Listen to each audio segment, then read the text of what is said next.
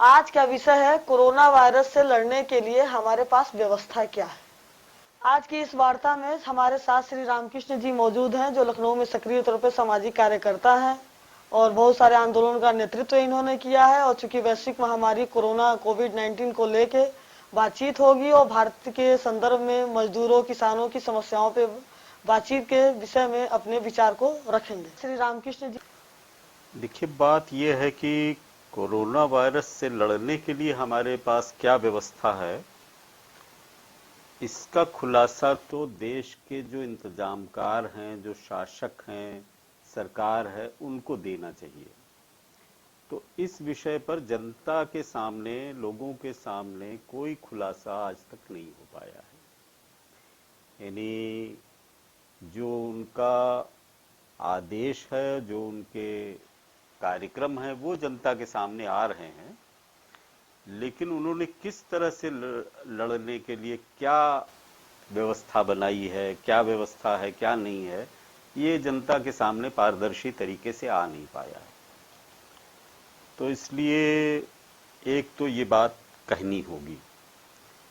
जो चिंता जनता की ओर से है वो ये है कि कोरोना महामारी शुरू होने के पहले ही जो सरकारी अस्पताल हैं, इनकी ओपीडी करीब करीब बंद कर दी गई बाकी मर्जों के लिए।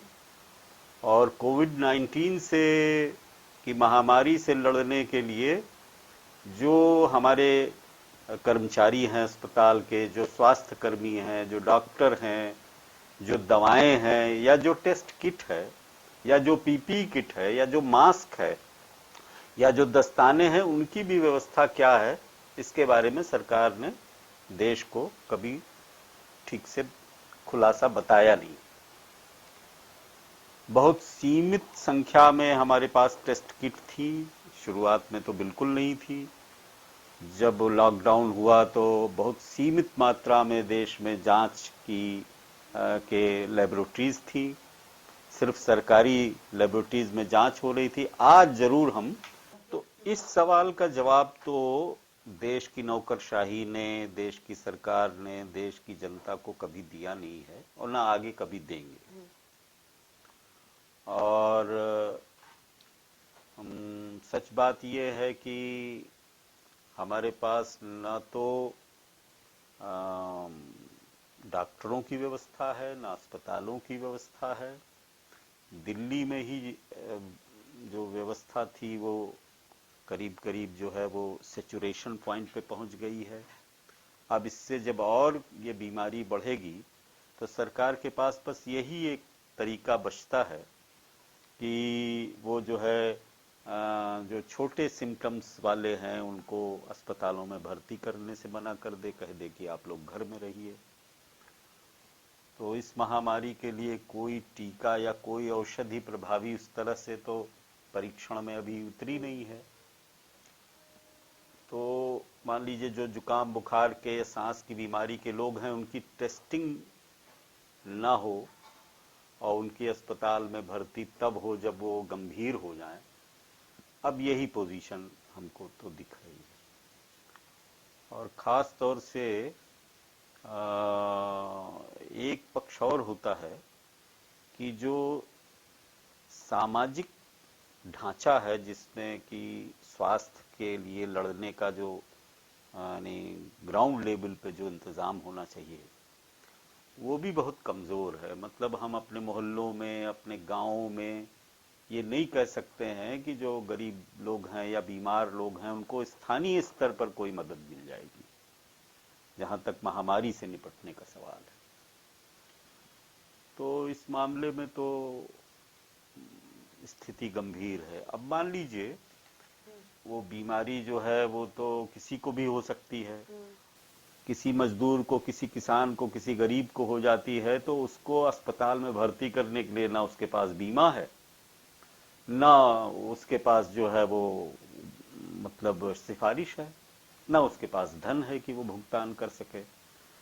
तो ये तो पूरी तरह से फिर समाज को और सरकार को जिम्मेदारी लेनी चाहिए कि ऐसी महामारियों का पूरा इंतजाम वो करें।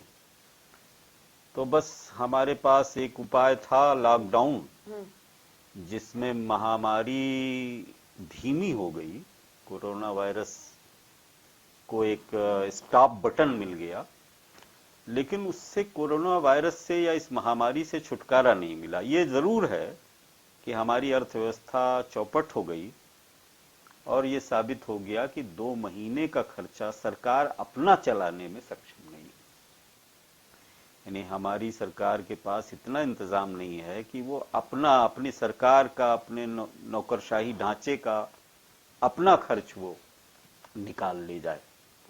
अगर वो अपना खर्च निकालने की स्थिति में होते तो निश्चित रूप से वो दारू की दुकानें नहीं खुलवाते। यानी 50-60 हजार मरीज हो जाने के बाद जिस तरह से लाइनें लगी हैं शहरों में, कस्बों में, सड़कों पर, तो एक दिन में करोड़ों अरबों रुपए सरकार के खजाने में जरूर टैक्स के रूप में आ गया। लेकिन इससे कोरोना महामारी के प्रति हमारी जो गंभीरता है, जो जनता के जान है तो जहान है, जो ये नारा है, ये नारा जो है ये खोखला साबित हो गया। और भारत में नशे का जो कारोबार है ये पूरी तरह से सरकारी एकाधिकार का कारोबार है। यानी सरकार ही सारा नशा का कारोबार, व्यापार करती है और उससे मैक्सिमम जो फायदा है वो नौकरशाही को है और ठेकेदारों को है, सरकारों को है, एक्साइज ड्यूटी के रूप में भी, और मतलब जीएसटी और बिक्री कर और इन सब चीजों के रूप में भी। और ये बेशुमार प्रॉफिट है, वो सरकारी रेवेन्यू रिकॉर्ड से भी आप कंफर्म कर सकते हैं। मगर मतलब हमारे देश की सरकारें अगर शराब ना बेचें तो वो अपनी नौकरशाही को, अपने सरकार के तनख्वाह वगैरह, खर्चे वगैरह नहीं निभा सकते।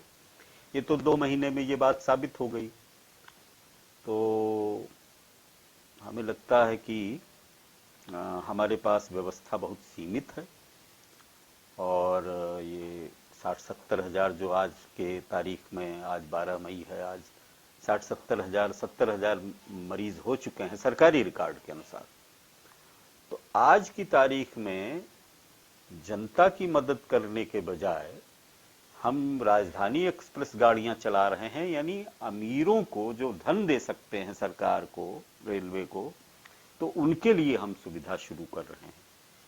इसका मतलब यह है कि जो गरीब लोग जो बगैर घर के, बगैर भोजन के शहरों में फंसे हुए हैं, उनको उनके घर पहुंचाना, उनको सुरक्षित करना, उनकी जान बचाना, ये हमारी प्राथमिकता में नहीं है। और ये रेलगाड़ियां जो चली हैं ये सिर्फ अपर मिडिल क्लास के लिए और व्यापारी तबके के लिए और अफसरों के लिए, अमीर तबके के लिए ही चली है। और ये गाड़ियां जो चली भी हैं, इसमें जब प्रत्येक सीट जो है वो सरकार ने बुक करने का आदेश कर दिया है, तो इससे ये भी मतलब साफ निकलता है कि रेलवे को बहुत घाटा हो रहा है गाड़ी चलाने से। और राजधानी एक्सप्रेस का जो हवाई जहाज के स्तर का किराया है वो भी वसूलने के बाद भी रेलवे संतुष्ट नहीं है। और वो रेल के अंदर फिजिकल डिस्टेंसिंग उसकी प्राथमिकता में नहीं। तो इससे भी लगता है कि कोरोना वायरस के प्रति हमारे जो इंतजामकार हैं उनकी गंभीरता कमजोर है। और वो मतलब रेल जो है वो अपने रेवेन्यू को ज्यादा महत्व देती है। हमारा रेल मंत्रालय, हमारी सरकार कितना टिकट से वसूली कर ले रही इसका ज्यादा महत्व है। लोगों को कोरोना वायरस का संक्रमण न होने पावे ये उसकी प्राथमिकता में नहीं। तो सच्चाई तो यह है कि हमारे पास कोरोना वायरस से लड़ने का कोई व्यवस्थित इंतजाम नहीं है। केरल सरकार है जिसने ये साबित किया, और केरल की समाज ने ये साबित किया कि वो इस तरह की महामारियों से लड़ने का तंत्र, व्यवस्था कम संसाधनों में भी, कम धन में भी उनके पास उपलब्ध है। और वो उससे लड़ने में सक्षम है। आज की तारीख में केरल में कोरोना महामारी नीचे की ओर जा रही है, ऊपर नहीं बढ़ रही है। जबकि केरल पहला राज्य है जहां कोरोना वायरस आया और केरल के करीब करीब आधे नौजवान दुनिया भर के देशों में काम करते हैं और वहां से वो वापस आए हैं।